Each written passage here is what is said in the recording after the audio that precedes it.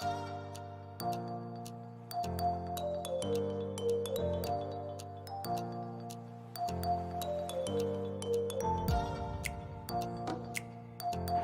dalam segi ekonomi. Ekonomi Malaysia merupakan terbesar ketiga di Asia Tenggara dan ke-29 di dunia berdasarkan PDB.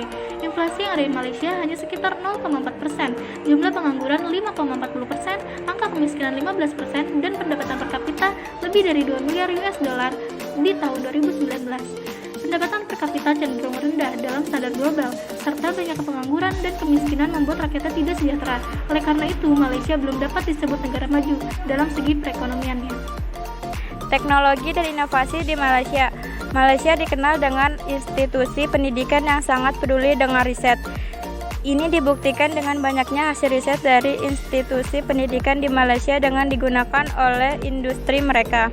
Mulai dari dibangunnya Twin Tower Petronas di tahun 1998 sampai dengan otomotif yang diekspor ke mancanegara yaitu Proton. Bidang kedokteran pun semakin maju. Oleh karena itu, banyak warga Indonesia yang pergi berobat ke Malaysia. Selain ke Singapura, di dunia teknologi animasi, mereka juga sudah tergolong maju dengan banyak menghasilkan karya-karya animasi yang dikenal dunia.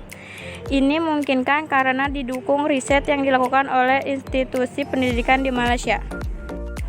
Malaysia dalam sistem politiknya mengadopsi sistem demokrasi parlementer di bawah pemerintahan monarki konstitusional. Malaysia dipimpin oleh Seri Paduka Baginda yang di Pertuan Agong.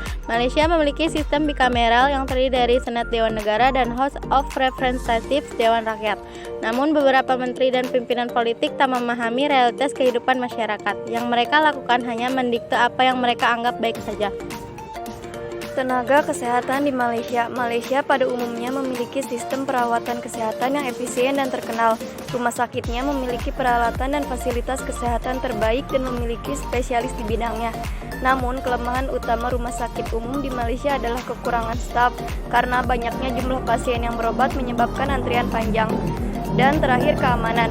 Departemen Pertahanan Malaysia didirikan pada tanggal 31 Agustus 1957. Pemerintah Malaysia mengambil langkah drastis untuk meningkatkan keamanan dan negara dari segala ancaman, dan juga bertanggung jawab untuk keamanan nasional, Angkatan Laut, Angkatan Udara, dan Angkatan Bersenjata.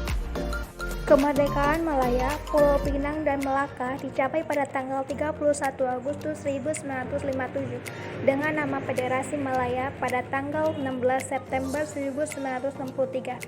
Federasi Malaya bersama-sama dengan koloni mahkota Britani yaitu Sabah atau Borneo Utara, Sarawak, dan Singapura membuat Malaysia. Malaysia sebagai negara federal tidak pernah ada sampai tahun 1963. Sebelumnya, sekumpulan koloni didirikan oleh Britania Raya pada akhir abad ke-18. Dan bagian barat Malaysia modern terdiri dari beberapa kerajaan yang terpisah-pisah. Kumpulan wilayah jajahan itu dikenal sebagai Malaya Britania, sehingga pembubarannya pada 1946.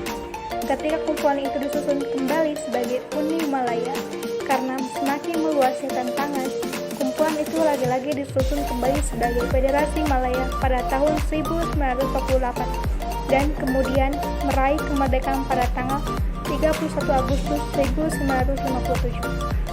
Keadaan sosial negara Malaysia, yaitu negara yang mata pencaharian utama penduduknya pertanian, pertambangan, dan perindustrian. Malaysia merupakan salah satu negara yang paling banyak menggunakan tenaga kerja dari luar, biasanya berasal dari Indonesia, Vietnam, India, Bangladesh, dan lain-lain. Budaya penduduk asli Malaysia adalah Melayu, dengan bahasa resminya adalah bahasa Melayu dan bahasa Inggris sebagai bahasa kedua.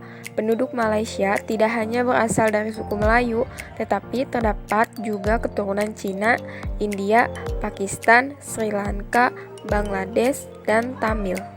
Pendidikan di Malaysia diurus oleh Kementerian Pendidikan. Meskipun pendidikan adalah tanggung jawab pemerintah federal, setiap negara bagian dan teritorial federal memiliki sebuah departemen pendidikan untuk membentuk bahan-bahan pengajaran di teritorialnya. Legislasi utama yang mengatur pendidikan adalah Undang-Undang Pendidikan 1996.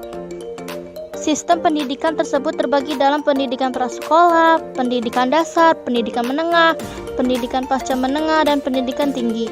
Pendidikan tersedia dari sistem sekolah negeri multibahasa yang menyediakan pendidikan gratis bagi seluruh warga Malaysia atau sekolah swasta atau melalui sekolah di rumah. Menurut hukum, pendidikan dasar adalah wajib seperti beberapa negara Asia Pasifik macam Republik Korea, Singapura, dan Jepang. Tes terterisasi adalah sebuah fitur umum. Saat ini terdapat 37 universitas swasta